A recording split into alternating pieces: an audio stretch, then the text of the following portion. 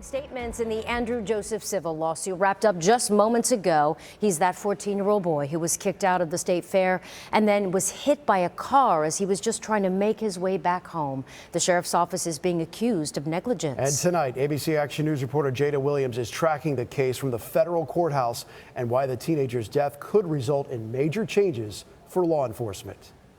8 years after Andrew Joseph III's death, a civil case against Hillsborough County Sheriff's Office and the State Fair Authority has finally made its way to trial. We've had to carry this heavy, burdening story of a child whose life was compromised, knowing full well that his death was senseless and preventable.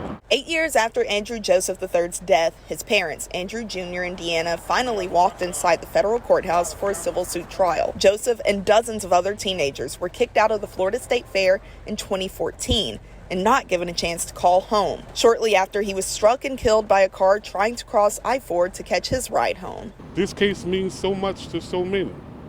A win here will be a win for families all across America. From Michigan, from Boston. It's a case that's drawing attention from across the country.